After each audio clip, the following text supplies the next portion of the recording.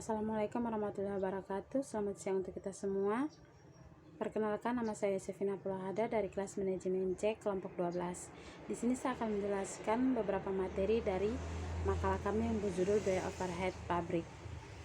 Pertama-tama kita masuk dengan biaya overhead pabrik, yaitu dalam suatu perusahaan yang produksinya berdasarkan pesanan, biaya overhead pabrik dibebankan pada produk atas dasar tarif yang ditentukan di muka. Alasan pembebanan biaya overhead pabrik pada produk atas dasar tarif yang ditentukan di muka ialah pembebanan biaya overhead pabrik atas dasar biaya yang sesungguhnya terjadi seringkali mengakibatkan perubahan harga pokok persatuan produk yang dihasilkan dari bulan satu ke bulan yang lain. Harga pokok produksi persatuan dapat mengalami fluktuasi apabila biaya overhead pabrik sesungguhnya dibebankan kepada produk. Kenaikan harga pokok produksi tersebut terjadi karena perubahan tingkat produksi dari bulan ke bulan, perubahan tingkat efisiensi produksi, adanya overhead pabrik yang terjadi secara sporadik atau menyebar tidak merata selama jangka waktu setahun. Dan biaya overhead pabrik tertentu sering terjadi secara teratur pada waktu ke waktu.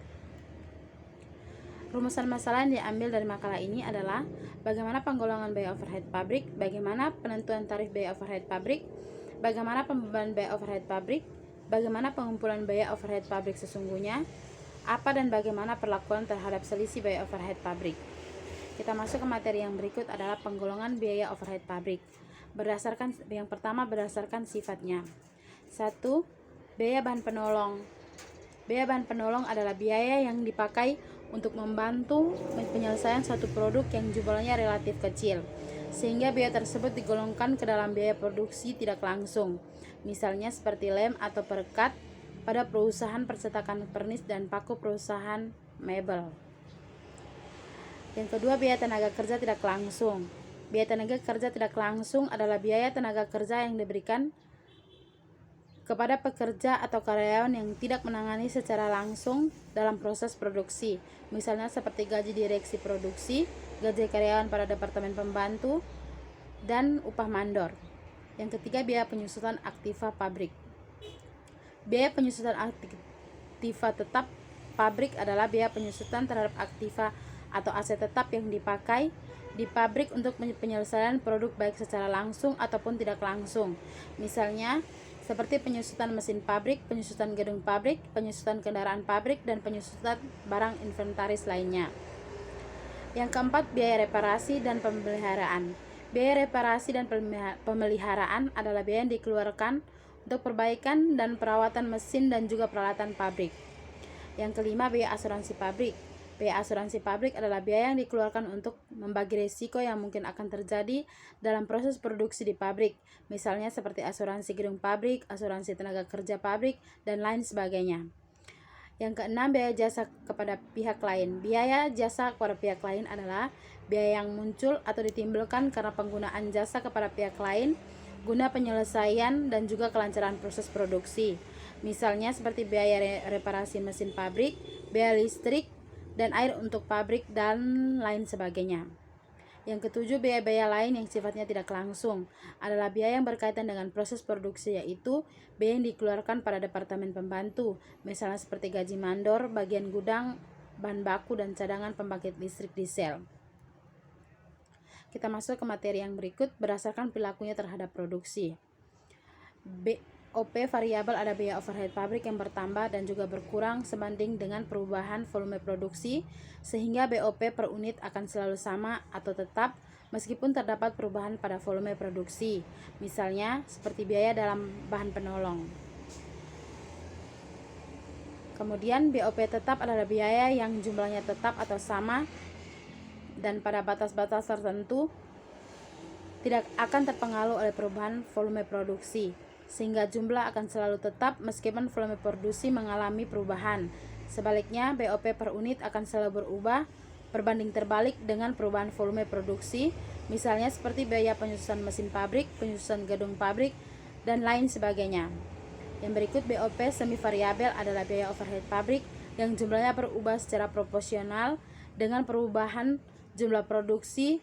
Biaya ini mengandung unsur variabel tetap, misalnya seperti biaya mandor bagian produksi, biaya listrik, dan lain sebagainya.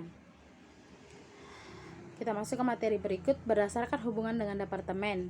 BOP langsung departemen adalah biaya overhead pabrik yang terjadi dalam departemen tertentu dan manfaatnya hanya dinikmati oleh departemen tertentu. Misalnya BOP yang ada di departemen perakitan adalah BOP langsung yang ada di departemen perakitan. BOP tidak langsung departemen adalah biaya overhead pabrik, manfaatnya dinikmati oleh lebih dari satu departemen, misalnya seperti beban penyusutan gedung pabrik yang didistribusikan ke departemen produksi. Masuk ke materi yang berikut, penentuan tarif biaya overhead pabrik. Terdapat BOP yang terjadi tidak menentu atau tidak merata pada setiap bulannya, sehingga jika didasarkan pada biaya yang sesungguhnya terjadi akan mengakibatkan harga produksi menjadi lebih besar ketika terjadi pengeluaran BOP, serta harga pokok produk akan rendah ketika tidak terjadinya pengeluaran biaya overhead pabrik, misalnya seperti biaya reparasi mesin atau perbaikan peralatan pabrik. Terdapat BOP yang bersifat tetap, sehingga jika didasarkan pada biaya sesungguhnya terjadi akan berakibat pembebanan BOP yang mana biaya per unit akan berubah-ubah sesuai dengan perubahan volume produksi setiap periode. Maka ketika volume produksi rendah, biaya overhead pabrik per unit akan lebih besar dan sebaliknya. Terdapat BOP yang jumlahnya baru diketahui ketika waktu-waktu tertentu, sehingga perubahan BOP pada produk tertentu sudah selesai. Akibatnya harga pokok produksi yang selesai pada pertengahan bulan tidak dibebani BOP yang belum diketahui jumlahnya, misalnya biaya listrik pabrik. Kemudian materi yang berikut, pembebanan biaya overhead pabrik.